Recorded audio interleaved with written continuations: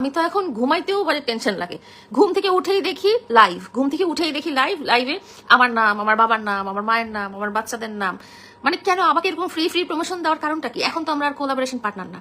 একটা টাইমে না হয় কোলাবোরেশন পার্টনার ছিলাম, একটা টাইমে না হয় একসাথে ভিডিও করতাম, তার কথা অনুযায়ী সে নাকি আমাকে ফেমাস বানিয়ে দিয়েছে, এটা সেটা।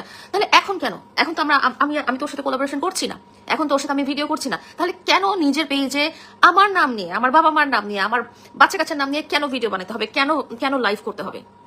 কেন লাইভ করে কান্নাকাটি করতে হবে? লাইলা আমার হ্যান করছে, ত্যান করছে, এই করছে, ওই করছে, সেই করছে। অনলাইন লাইফটা কি আমাদের জীবন? অনলাইন লাইফটা তো আমাদের জীবন না। অনলাইনে এসে এই 1000 2000 মানুষের সামনে কেন কান্নাকাটি, কেন এই সিম্প্যাথি গেম? একই ভিউ ব্যবসা। আগেও আমাকে নিয়ে ভিউ ব্যবসা করেছে, এখনো আমাকে নিয়ে ভিউ ব্যবসা করতেছে। এখনো আমার নাম না বললে তার ভিউ হচ্ছে না কেন? সে তার বউকে নিয়ে কাপল ব্লগ করুক, সে তার বউকে নিয়ে ভিডিও বানাক। আমি তো তার নাকি কিছুই ছিলাম না, তো আমাকে নিয়ে এত সুন্দর সুন্দর ভিডিও বানাতে পারছে, এত সুন্দর সুন্দর ব্লগ বানাতে পারছে, এত সুন্দর সুন্দর রিলস বানাতে পারছে। কই আমার চেহারা তো একদিন একটা মাস্ক দিয়ে ঢাকা ছিল না 6 বছর আগে।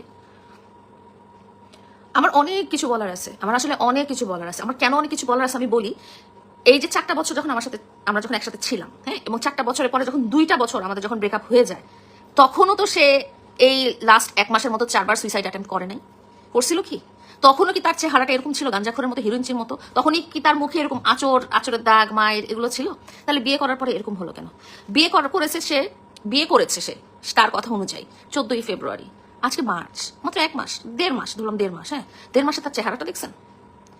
1.5 মাসে তাকে হিরোইনচিদের মতো লাগতেছে, গাঞ্জাখোরের মতো লাগতেছে। 1.5 মাসে নাকি সে 4বার সুইসাইড অ্যাটেম্প্ট করছে। কেন? বিয়ে শাদী হচ্ছে আল্লাহ তাআলার নিয়ামত, বিয়ে শাদী হচ্ছে আল্লাহ তাআলার রহমত। এই রহমতের একটা ভালো কাজ করার পরে একটা মানুষের কেন 4-5বার 6বার 7বার সুইসাইড অ্যাটেম্প্ট করতে হবে? কেন তার চেহারা এরকম হবে? কেন তার চোখে মুখে আচরের দাগ কেন থাকবে? কেন তার হাত ভাঙা থাকবে? এই লাস্ট 6টা বছর কি আপনারা ওকে এভাবে দেখছেন? দেখেন নাই তো না? লাস্ট 6টা বছর কি আমি ওকে নিয়ে কোনো কথা বলি নাই? আমরা যখন আলাদা হয়ে যাই, তারপর যখন 2টা বছর আমরা যখন আলাদা থাকি, ওর বাসায় আমি ওর বাসায়, হ্যাঁ, লিগালি সেপারেশন তো হয় নাই, দুজন দুই বাসায় আছি, তখনও কি ওকে দেখছেন এরকম হিরোইন চিকর গাঞ্জাখোরের মতো চেহারা হইতে? তখনও কি দেখছেন চোখে মুখে নখের দাগ, হাত ভাঙা, পা ভাঙা? বা তখনও কি দেখছেন যে সে বলতেছে যে লাইলা কেন আমাকে নিয়ে কথা বলে, লাইলার জন্য আমি এই খারাপ অবস্থায় আছি? তখনও তো আমি ওকে নিয়ে ভিডিও করেছি, করবো না কেন? বিকজ তার সাথে আমার ভিডিও করা তো অনেকদিন আগে থেকে করা হয়ে আসছে। 2021 সাল থেকে আমরা একসাথে ভিডিও করি। তাহলে আমাদের তো এরকম কোনো এগ্রিমেন্ট হয় নাই যে আমরা আর একসাথে ভিডিও করতে পারবো না। আমরা লাইফের পার্টনার ছাড়াও আমরা তো, হ্যাঁ, ও যেটা বলেছে কোলাবোরেশন পার্টনার, আমরা তো সেটাও ছিলাম। আমিও ভার্চুয়াল মিডিয়াতে কাজ করি, সেও ভার্চুয়াল মিডিয়াতে কাজ করে, আমরা তো ভিডিও বানাবোই। এখন অনেকগুলো কথা আমি বলি, তোমাকে উদ্দেশ্য করে বলছি।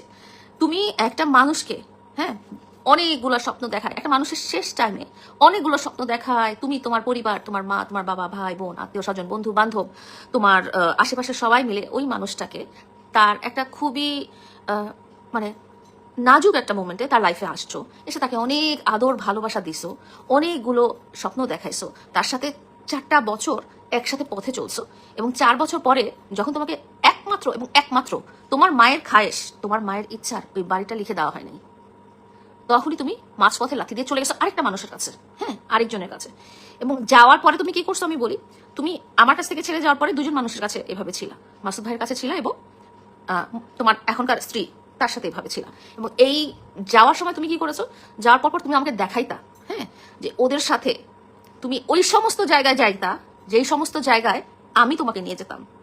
তুমি ওই সমস্ত জায়গায় বেড়াতে যাইতা, ওই ধরনের ভিডিও করতা যেই ধরনের ভিডিও তুমি আমার সাথে করতা, এবং ওই মানুষগুলোকে পাশে রেখে তুমি আমাকে এত খোঁচা দিতা, এত ছোট করতা, এত গালাগালি করতা।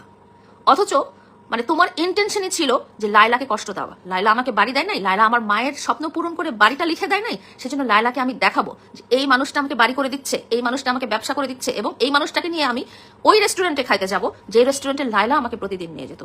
ওই কক্সবাজারের ওই হোটেলটার ওই রুমটাতেই থাকবো যে রুমটাতে আমরা একসাথে থাকতাম সবসময়। মনে করে দেখো, তুমি এমনিতেই তুমি আমাকে ছেড়ে চলে গেছো, এমনিতেই আমি কষ্টে জর্জরিত ছিলাম, এমনিতেই আমি দুঃখ পাইছি যে আমার জীবনের শেষ দিনগুলোতে আমার সমস্ত সঞ্চয় তোমরা নিয়ে গেছো, আমার মনটা ভেঙে দিয়ে গেছো, আমার অসুস্থ বাচ্চারা তোমার জন্য কান্না করতে করতে শেষ, সমস্ত কিছু মানুষের অপবাদ অপমান, সমস্ত কিছু গালাগালি, এগুলো আমি সহ্য করছি। তারপরে তুমি কি করছিলে জানো? তুমি আমাকে দেখায় এই সমস্ত মানুষগুলো যাদেরকে তুমি ধরেছো, যে যা চিন্তা করেছো যারা তোমাকে ঢাকায় বাড়ি বানিয়ে দিবে, তাদেরকে নিয়ে তুমি অবর রেস্টুরেন্টে গেছো। অবর রেস্টুরেন্টে যে তুমি লাইভ করেছো, ভিডিও করেছো, তাদেরকে নিয়ে তুমি অহনা রেস্টুরেন্টে গিয়েছো, তাদেরকে নিয়ে তুমি কক্সবাজারের সি পার্লে থেকেছো, এবং আমি যাতে কষ্ট পাই সেরকম করে করে তুমি ভিডিও বানিয়ে পাবলিক করেছো তোমার মিলিয়ন পেজে। তোমার একটাই উদ্দেশ্য ছিল আমাকে কষ্ট দেওয়া।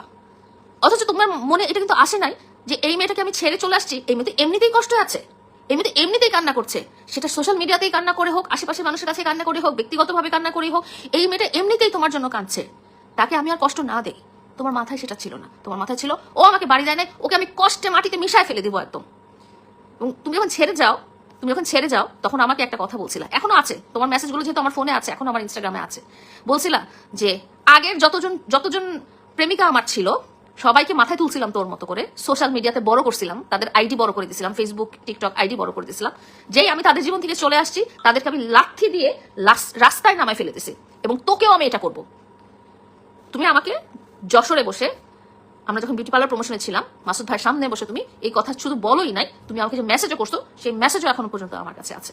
মানে তোমার আম্মুর এবং তোমার ইচ্ছা হলো যে তোমরা একটা মানুষকে ধরবা, হ্যাঁ, যে মানুষটার স্বামী নাই। আছে না সমাজে কিন্তু এমন অনেক পুরুষ আছে, অনেক মহিলা যেরকম আছে সেরকম আমি পুরুষের কথা বলছি, অনেক পুরুষ আছে তারা খুঁজে যে একটু টাকা পয়সাওয়ালা বিধবা, একটু টাকা পয়সাওয়ালা স্বামী প্রবাসী, বা একটু টাকা পয়সাওয়ালা ডিভোর্সি, হ্যাঁ, যাদের ফ্যামিলিতে ওরকম বাবা ভাই নাই, কিছু টাকা আছে, তাদেরকে আমরা টার্গেট করবো, ধরবো, তাদের সবকিছু নিবো এবং তাদেরকে এমন ভাবে ছেড়ে চলে যাব যে তারা আর ঘুরে উঠে দাঁড়াতে না পারে।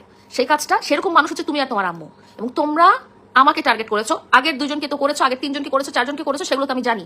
তুমি নিজের মুখে সবাইকে বলছো যে লাইলা আমার 139 নাম্বার প্রেমিকা, এবং আমি তোমার 3 নাম্বার লিগ্যাল পার্টনার। আমার আগে আরো মানুষ ছিল। তোমার বয়স 17-18 হইলে 17 বছর বয়সে তুমি 139টা প্রেম করে ফেললা। সবকিছুই আমি আজকে বলবো, সব বলবো। আমার প্রথম কথা হলো, তোমার প্রথম দোষ হলো তুমি যখন আমাকে ছেড়ে চলে যাও, তোমার যখন চাহিদা মিটছে না, তোমার আম্মুর যখন ইচ্ছা পূরণ হচ্ছে না, বাড়িটা যখন তোমার মাকে এবং তোমাকে লিখে দেওয়া হলো না, তখনই কিন্তু ছেড়ে চলে গেছো। কেন? তোমরা ম্যানিপুলেশনের শিকার যদি হতাই, ম্যানিপুলেশনের শিকার মানুষ কয়দিন হয়? 1 দিন, 2 দিন, 1 মাস, 4 বছর কেন ছিলাম? 4 বছর ম্যানিপুলেশন হয়েছে তোমাদের পুরো ফ্যামিলি সহ 4 বছর ম্যানিপুলেশন হয়ে গেছে। তুমি বলছো যে তুমি না হয় 17 বছর। আমি বিশ্বাস করি না তুমি 17 বছর, কারণ তুমি অলরেডি অ্যাডাল্ট, তখন তুমি অলরেডি গাড়ি চালাও। 2021 সালে তোমার অলরেডি ড্রাইভিং লাইসেন্স আছে। তুমি 17 বছর হইতেই পারো না, তখন তোমার বয়স 21 বা 22, সেটা আমি ধারণা করে নিলাম। 21-22 অনেক কম বয়স, কিন্তু 21-22 বছরে তোমাদের যে মেন্টালিটি, যে মানে মানুষকে ক্ষতি করার যে মেন্টালিটি না, সেটা কিন্তু একদম মানে 40-45 বছর বয়সের পুরুষদের মতো।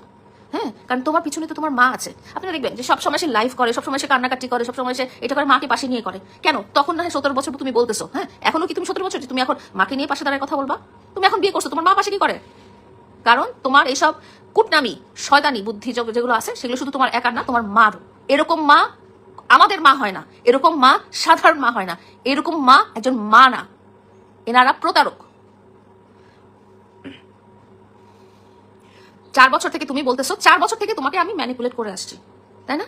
তুমি যখন বুঝতে পারছো তুমি ম্যানিপুলেটেড হয়েছো, তুমি চলে যাওনি কেন? না, আমি বুঝতে পারিনি, আমার বয়স কম ছিল, এই ছিল, সে ছিল। তোমার বয়স কম ছিল, ওই যে তোমার পাশে যে তোমার মাটা দাঁড়িয়ে ছিল, ওনার বয়স কম ছিল না? তোমার যে বাবাটা ছিল তার বয়স কম ছিল না? তোমরা নাকি অনেক শিক্ষিত, অনেক শিক্ষিত। ওই যে সাজাদপুরের 9 তলা বাড়িটার পাশে যে ওই উঁচা লম্বা বাড়িটা, সেটা তোমার ফুপুর। হ্যাঁ, সাজাদপুর যেখানে আমেরিকান এমবাসি, সেখানে যদি সবচেয়ে উঁচু বিল্ডিংটা তোমার ফুপুর হয়, ওই ফুপু বুঝতে পারে নাই যে তুমি ম্যানিপুলেটেড শিকার হচ্ছ 4 বছর থেকে? তোমার ভাই মেডিকেল কলেজের সবচেয়ে বড় অফিসার, উনি বুঝতে পারেনি তুমি ম্যানিপুলেটেড শিকার? তোমার সবাই আমেরিকা বিদেশে থাকে, আমেরিকা কানাডাতে থাকে, তারা বুঝতে পারে না তুমি ম্যানিপুলেশনের শিকার? তারা তোমাকে সরা নিতে পারেনি 4 বছর? কেন? তুমি একটা মহিলার রক্ত চুষে খাওয়ার মতো সবকিছু চুষে খাইছো। একটা এতিম মানুষ, আমার বাবা নাই, আমার ভাই নাই, আমার হাজব্যান্ড নাই, আমি সিঙ্গেল মাদার, আমার বাচ্চাগুলো অসুস্থ। তুমি একটা এরকম মানুষের সাথে 4 বছর কেন সবকিছু, তুমি বসে বসে সবকিছু কেন খাইছো? তোমাকে কেউ দিলে তুমি কেন যাবে? এতদিন কেন যাবে? তুমি এখন বলতেছো যে আমার ওয়াইফকে নিয়ে বাজে বাজে কথা বলা হচ্ছে, আমার ওয়াইফকে। তুমি চিন্তা করো তো 2021 সালে, তুমি চিন্তা করো 2021 সালে আমাকে নিয়ে সোশ্যাল মিডিয়াতে কি পরিমাণ ট্রল হয়েছে, তোমার মনে আছে?